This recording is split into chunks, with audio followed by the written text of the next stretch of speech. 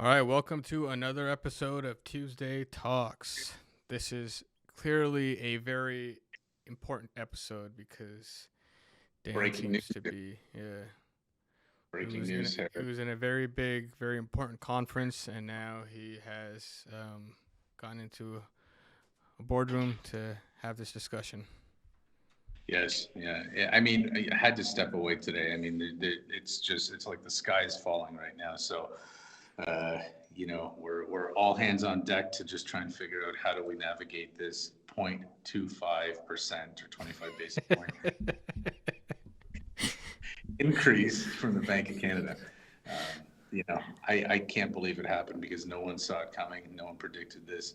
And I have no idea why they would have just thrown this out at us at 25 basis points because really the sky is falling. And Yeah. I don't know how we're all going to start holding it up. So, but okay, so,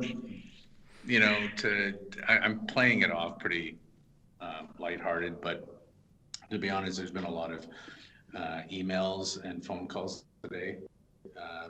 I've been fielding, and our team's been fielding, just related to this announcement, because obviously sensationalism sells, right? We can see if you just Google Bank of Canada increase, everyone's talking about it and what it's going to do. And you and I talked about it yesterday on, what is this going to do for the marketplace? Is it time for panic?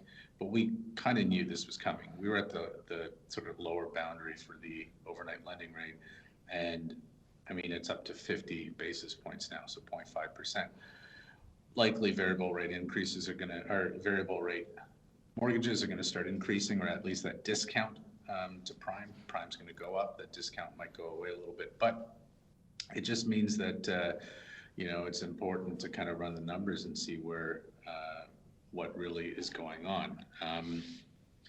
It's My opinion is stay variable still. We're in March now, so we're ending the first quarter of 2022, and last year people were screaming that we'd see a ton of increases by this time. We haven't. So that's kind of what's going on, Harris. But it's crazy. Like one of these, so CBC came out with an article just an hour ago, and there's already 2014 comments. There's a lot of people interested in what's going on and what does this mean for rates. So anyway, it's in my opinion is nothing really to be too concerned about. We knew it was going to happen. We know that there's likely going to be a few more on the horizon. But does that discredit variable rate mortgages? No. I mean, there's some variable rates like adjustable rate mortgages, like TD, for example, where they can set the payment to be fixed. So let's say it's your payment's $2,500. You set it as a fixed payment of 25. The only thing that changes is the ratio of principal to interest on that payment. You risk getting into negative amortization if things go too high, but it's a very low likelihood. So if someone just wants a static payment that's not going to move, that might be an option. Yeah, I mean, but also, I think that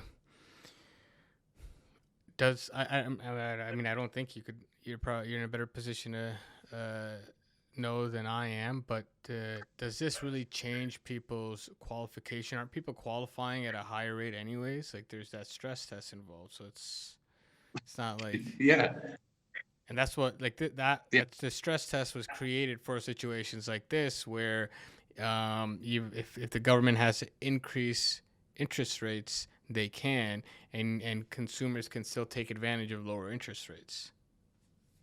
yeah, 100%. So it's not making the affordability or that stress test any more difficult, right? Because right now the mortgage qualifying rate at 5.25 is a lot higher. So you've got a stress test that is way higher than your variable rate mortgage right now. If anything, so right now 2.45% is your prime Hmm. rate with most lenders. We'll probably see that overnight jump to 2.7 with the large banks, and then there might be an adjustment. But yeah, it doesn't change anything when it comes to your approval amount. If you're approved for a $500,000 mortgage yesterday, guess what?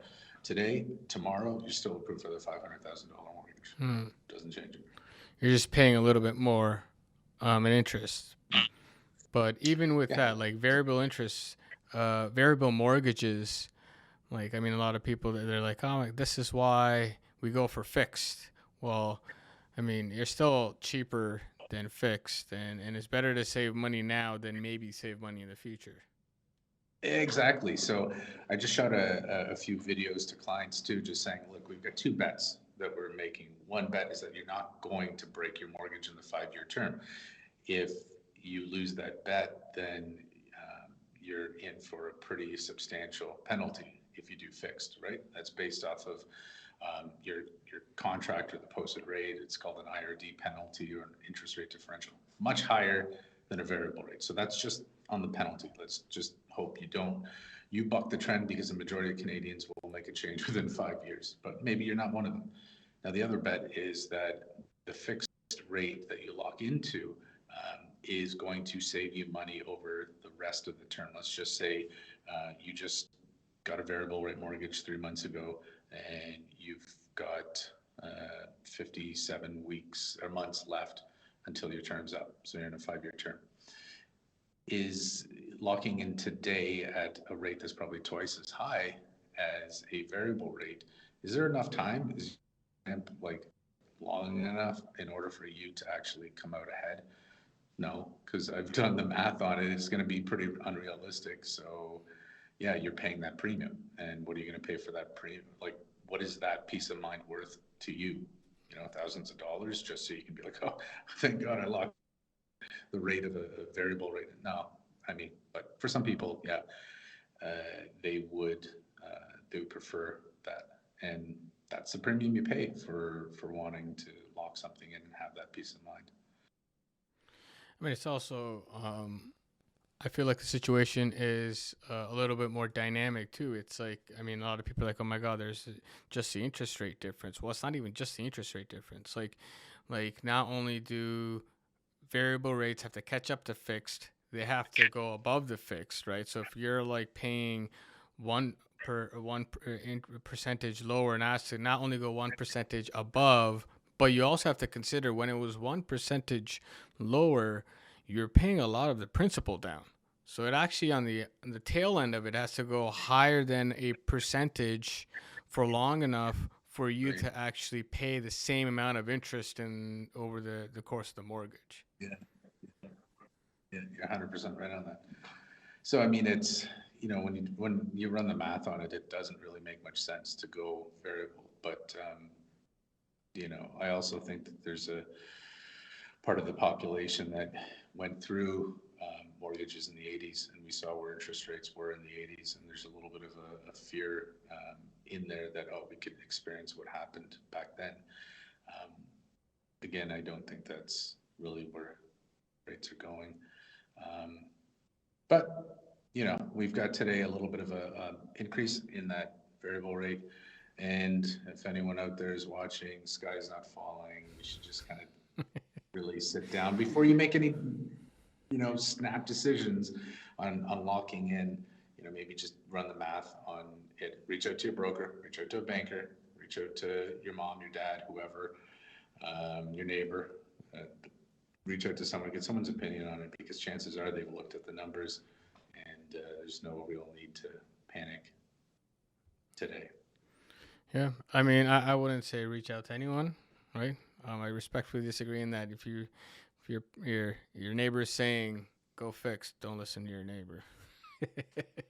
I would still go Yeah, variable. unless all your neighbors are mortgage brokers, then you can. Unless Dan's your neighbor, you know, that's the only Yeah, reason you should reaching out to your neighbor. yeah, yeah. Igor, if you're watching this, my neighbor Igor, then yes, reach out to your neighbor. But otherwise, yeah, I think you're right. You want to get someone's professional opinion on this, and someone that's actually run the numbers. So I'm working on a couple spreadsheets, and you know, if someone wants something, reach out to me. We'll break it down in numbers, and yeah, don't worry about it. Anyway, I got to get back to my emergency meeting. All hands on deck here. We're doing some stuff. So I know it's not a Tuesday talk, it's more like a Wednesday emergency talk, but So Wednesday thanks for whim, jumping on. but yeah. Wednesday whim. Okay. So yeah, well, I'm excited for our next guest, which we're not going to talk about, but we'll just bring them on. And yeah, we'll see you on the next one. Thanks, guys, for tuning in. Take care, guys.